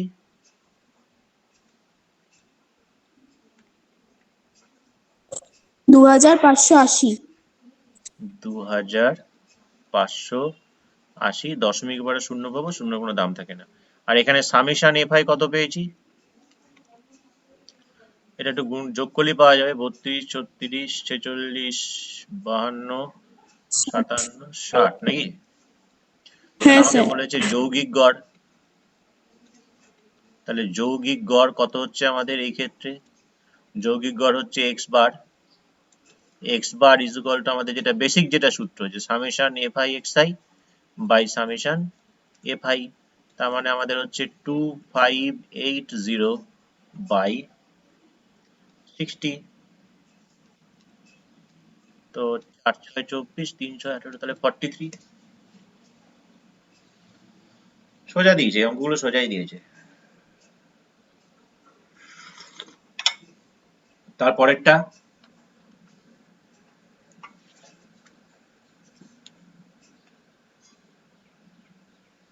এই পেজটা সেভ হোক।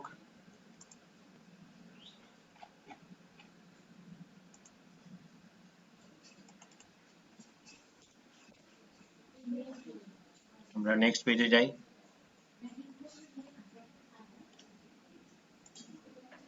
তারপরের অঙ্কটায় যাই।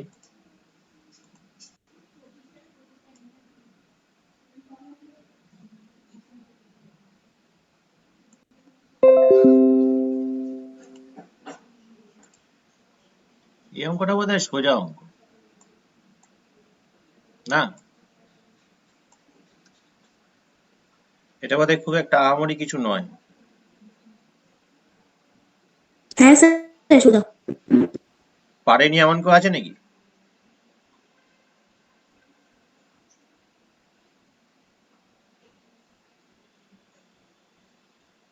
স্যার অ্যান্সারটা 22 বেরিয়েছে। হ্যাঁ 22ই হবে।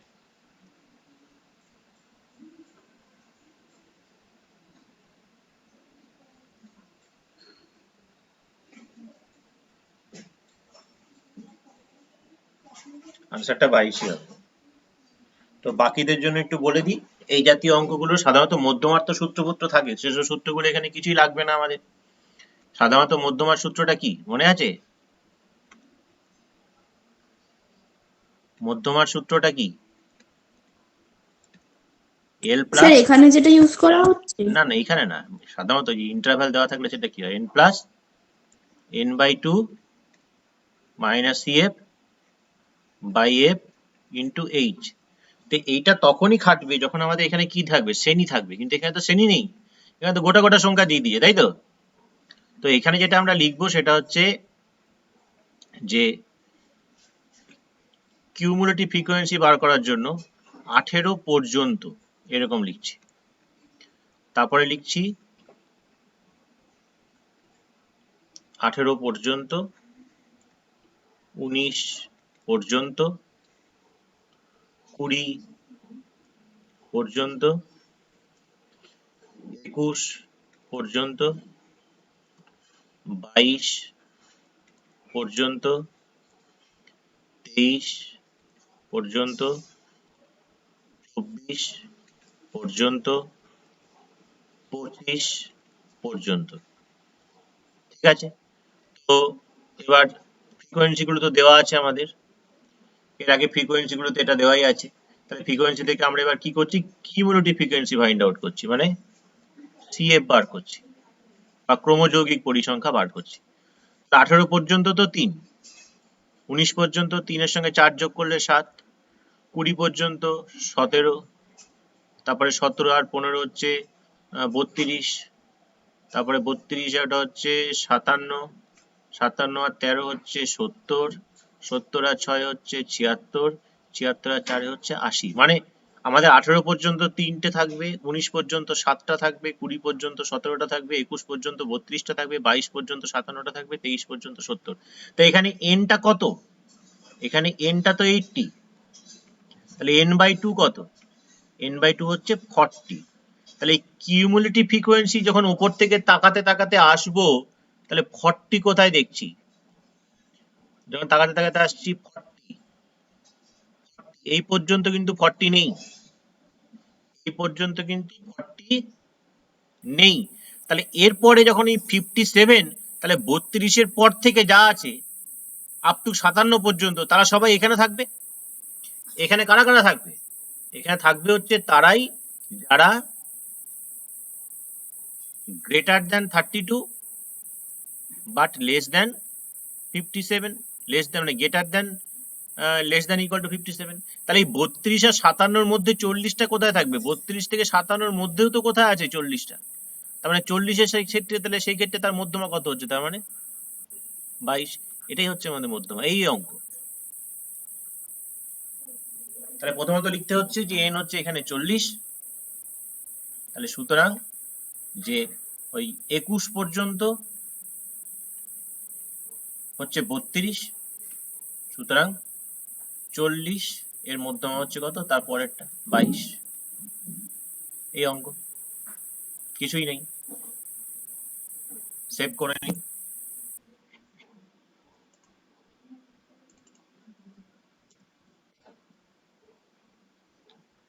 লাস্ট ওয়ান তো ওজাইব, তো ওজাইব আর আমি ওজাইবে আমি যাচ্ছি না, ওজাইবটাই করাবো, ওজাইব কি করাবো? স্যার করিনি এটা। এটা করিয়ে দেবেন ভালো হয়। হ্যাঁ,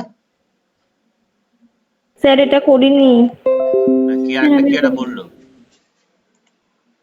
কে কি বললো আরেকজন বল।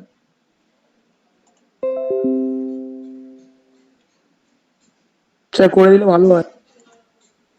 করে দিলে ভালো হয়, তোমার তো সবই ভালো হয়, বাড়িতে তো করো না কিছু।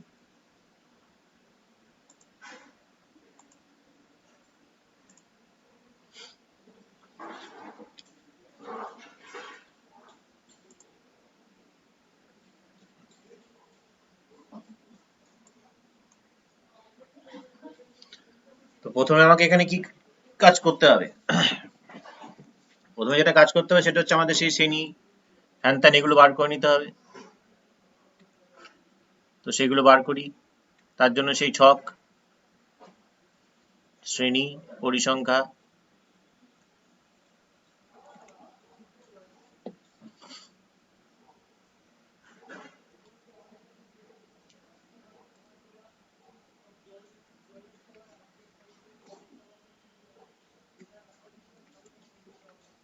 প্রথমে দিয়েছে 50 to 55, 2 55 to 60, 8 60 to 65, 12, তারপরে 65 থেকে 70 হচ্ছে কি আমাদের 24, তারপরে 70 থেকে 75 34, 75 থেকে 80 16, লাস্ট ওয়ান 80 থেকে 85 4। তো এটা কত হচ্ছে? এইগুলোকে একটুখানি করে দেওয়া যায়।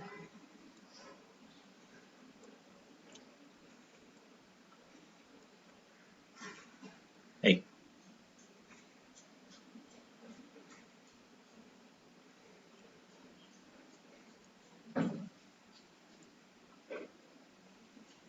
এবার আমাকে এখানে দুটো বের করতে হবে, বৃহত্তর ক্রমযোগী পরিসংখ্যাও বের করতে হবে, আবার ক্ষুদ্রতর ক্রমযোগী পরিসংখ্যাও বের করতে হবে।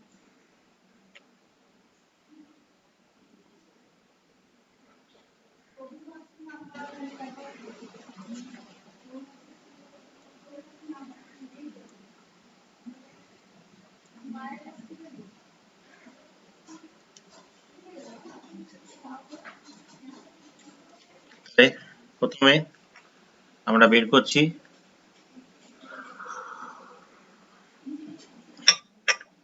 ক্ষুদ্রতম ক্রমযৌগিক পরিসংখ্যা। এখানে হচ্ছে ক্ষুদ্রতম, আমি সিএফ লিখছি, ক্রমযৌগিক পরিসংখ্যা লিখলাম না। এটা একটা বের করা হবে, আর তারপরে যেটা করা হবে সেটা হচ্ছে বৃহত্তম,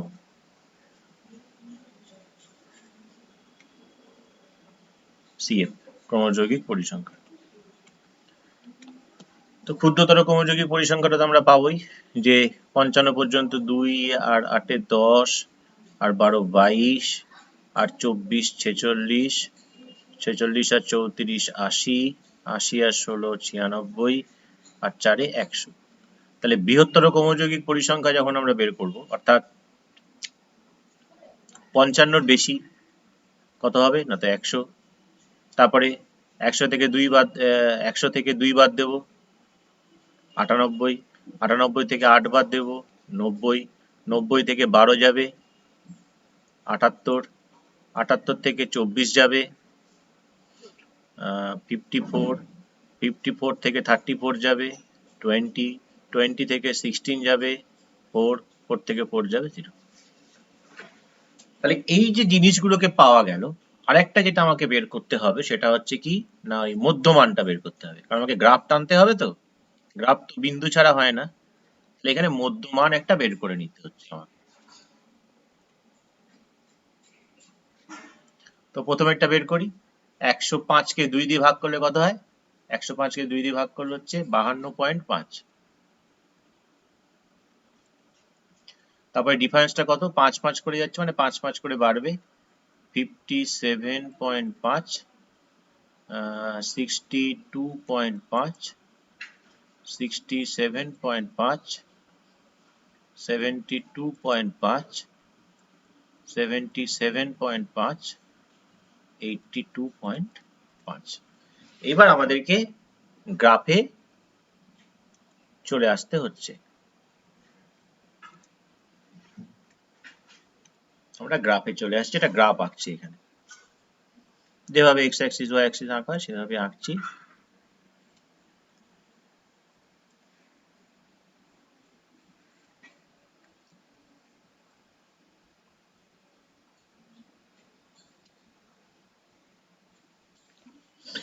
এটা হচ্ছে আমাদের এক্স অ্যাক্সিস, এটা ওয়াই অ্যাক্সিস।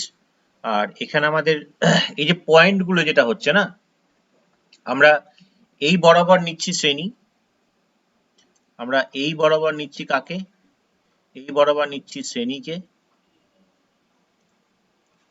আর এই বরাবর নিচ্ছি কাকে, পরিসংখ্যা, অর্থাৎ ক্রমযৌগিক পরিসংখ্যা যেটা বের করেছি সেটা, এটা আমরা নিচ্ছি পরিসংখ্যা ওয়াই অক্ষ বরাবর, এক্স অক্ষ বরাবর হচ্ছে আমাদের শ্রেণী, এটা হচ্ছে আমাদের মূল বিন্দু। তাহলে প্রথম কথা, এখানে আমাদের 52.5, তাহলে যখন আমি ক্ষুদ্রতম যাচ্ছি সেটাকে আমি লাল দিয়ে ইন্ডিকেট করছি, তাহলে 52.5 ধরা যাক, আমি এটাকে মুছে দিই, একটা জায়গাটা মুছে দিয়ে, মানে জাস্ট 52.5টা ওখান থেকে বলে দিচ্ছি যে আমার এইটুকুনি, আমরা মানে অনেক দূর থেকে আসছি, দূর থেকে এসে আমি এটা কেটে দিয়েছি যে 52.5। এবার আমার একটু বড় করি, স্যার বলছি 50, 55 এগুলো লিখলে হবে না? তারপর যদি তার মধ্যে থেকে 52.5 বাঁচি? বুঝলাম না। মানে 50 শ্রেণীগুলো লিখবো, 50, 55, 60 এগুলো, তার মাঝখান থেকে 52.5টাকে নেব, হ্যাঁ, সেটাই হবে নিতে তাহলে? হবে, কিন্তু আমাকে নিতে হবে তো এখানে, না? তো আমি এখানে শুরু করি, শুরু না করলে তো হবে না। তো আমি হোমে যাই, এখানে আমরা নীল কালার নিই, ধরে যাক এটা হচ্ছে আমার 50,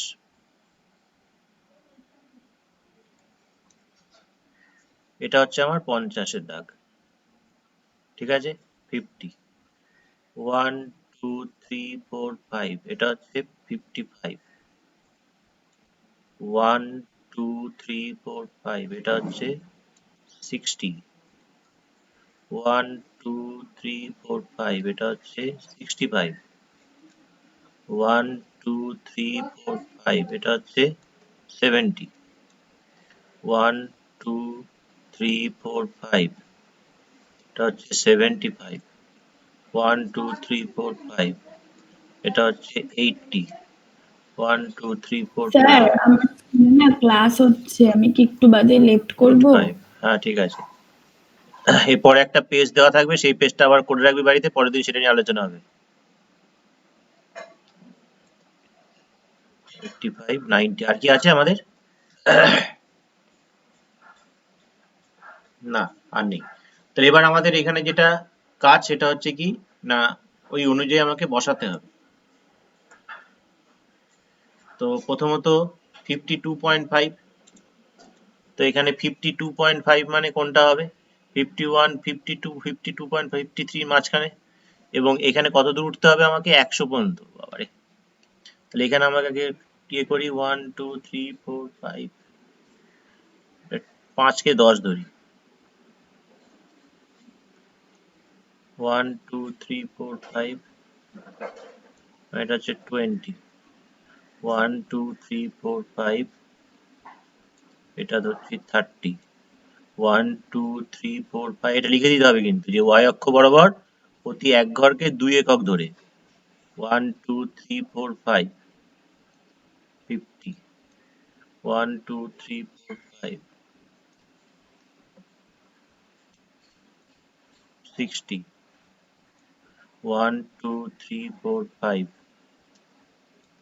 70, 1 2 3 4 5, 80, 1 2 3 4 5, 90, 1 2 3 4 5, 100, 1 2 3 4 5, 110। আর দরকার নেই আমাদের। তাহলে প্রথমত আমাদের এখানে যেটা আসছে সেটা হচ্ছে এটাই, যে এখানে আমাদের দুটো কালি দিয়ে আছে, লক্ষ্য করে দেখ। একটা হচ্ছে এখানে 2 দিয়ে আছে, 2 52.5। তাহলে এই যে পয়েন্টগুলো, এই পয়েন্টগুলোকে আমাদেরকে একটুখানি লিখে নিতে হচ্ছে, ঠিক আছে? প্রথমে আমাদের যেটা লিখে নিতে হবে সেটা হচ্ছে 52.5 আর 2, এটা একটা পয়েন্ট। তারপরে 57.5 আর 10, এটা একটা পয়েন্ট। তারপরে 62.5 22, এটা একটা পয়েন্ট। তারপরে 67.5 46, এটা একটা পয়েন্ট। তারপরে 72.5 80, এটা একটা পয়েন্ট। 77.5 96, এটা একটা পয়েন্ট। আর 82.5 100, এটা একটা পয়েন্ট। এটা গেল এই দিক দিয়ে। আর উল্টো দিক থেকে কি হবে? উল্টো দিক থেকে যেটা হবে সেটা হচ্ছে যখন আমি বৃহত্তর ক্রমযোগী করব, তাহলে বৃহত্তর ক্রমযোগীর ক্ষেত্রে আমার ওই 52.5 এর সঙ্গেই কত আসবে? 100। পরে টানছি, আগে আগে এইটা বের করে নিই, আগে এইটাকে বের করে নিই।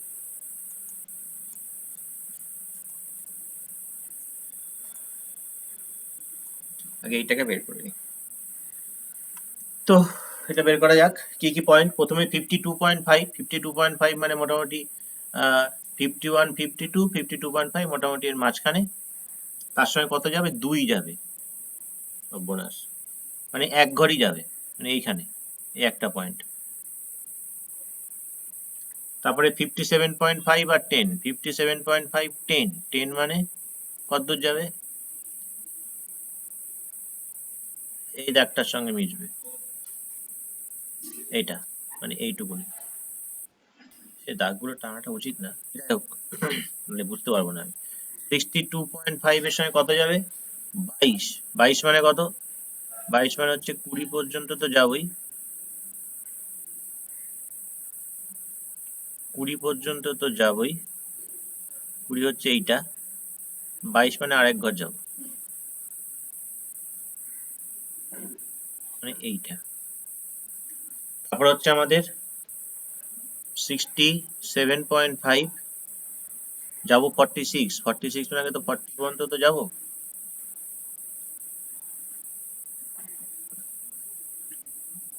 40 হচ্ছে আমাদের এইটা, না এইটা 40, এক ঘর গেলে 42, আরেক ঘর গেলে 44, আরেক ঘর গেলে 46, তাই মোটামুটি এটা।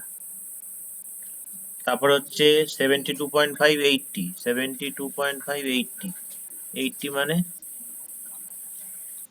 এই দাগ বরাবর যাচ্ছি আর দাগ টানছি না, 80 মোটামুটি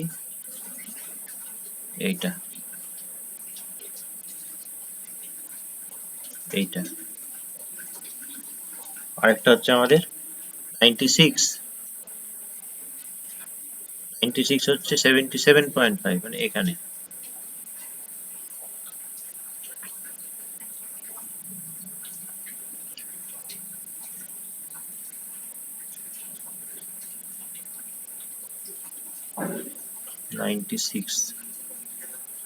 এটা হচ্ছে 92.46, এইটা এইখানে।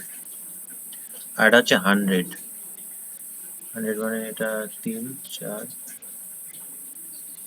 82.5,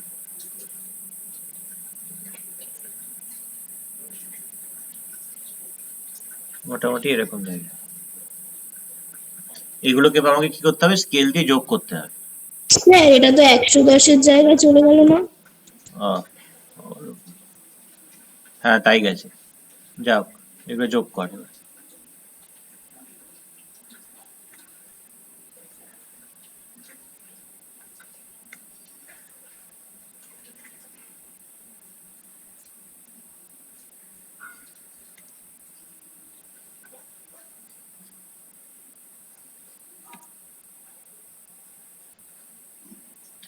এই হলো আমাদের ক্ষুদ্রতম সূচক। ঠিক সিমিলার ওয়েতে এই বৃহত্তর সূচক যেগুলো আছে,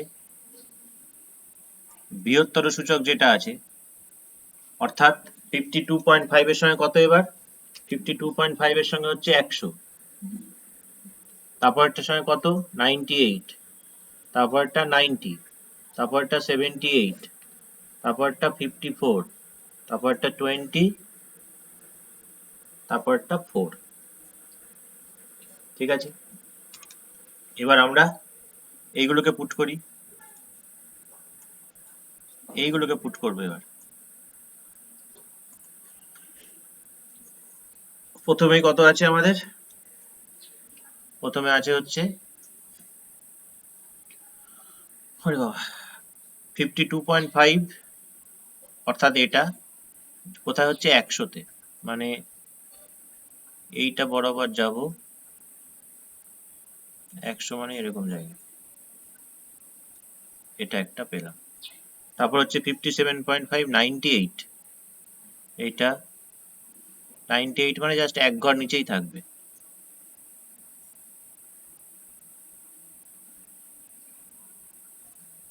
তারপর হচ্ছে 90, 90 মানে এইটা, এই দাগ বরাবর এসে কোন দাগের সঙ্গে মিলবে এইখানে, এটা 98, 90। তারপর 78, 70 মানে 80 থেকে 2 ঘর জাস্ট কমে আসবে 67.5, এরকম জায়গায় মোটামুটি। তারপর হচ্ছে 54, 54 মানে 2 ঘর যাবে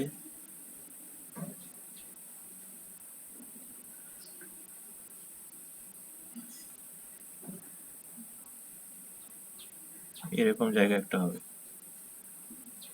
তারপর হচ্ছে আমাদের 20, 20 মানে এইটা 77.5,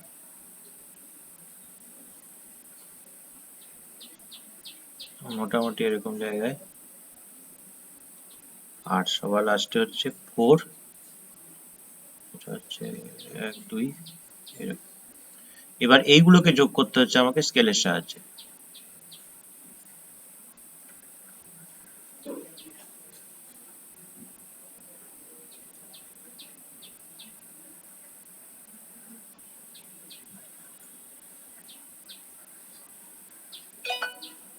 তো এই যে দুটো কার্ভ আমরা দেখলাম, এই দুটো কার্ভ যে পয়েন্টে ছেদ করছে, এখানে খুব ধ্যাবড়া পয়েন্ট হয়ে গেছে,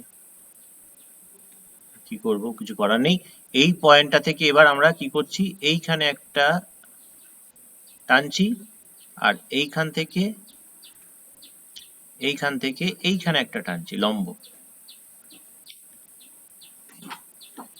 এই লম্ব টানার ফলে এখন এইটা যেখানে আমাদের কাট করলো,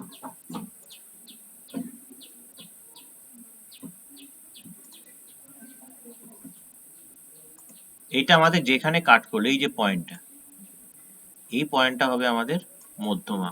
তো সেটা আমাকে গুণে বার করতে হবে, মানে গুণে বার করতে হবে বলতে আমাদের এখানে কত আছে,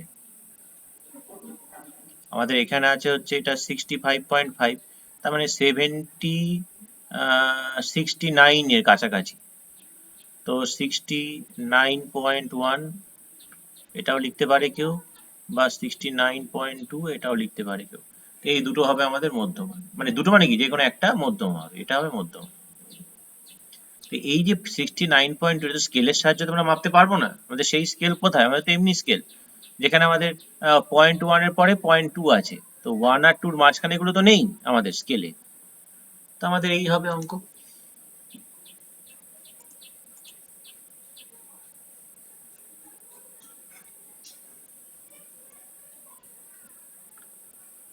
ওরে বাবা, এটা সেভ করে দিই।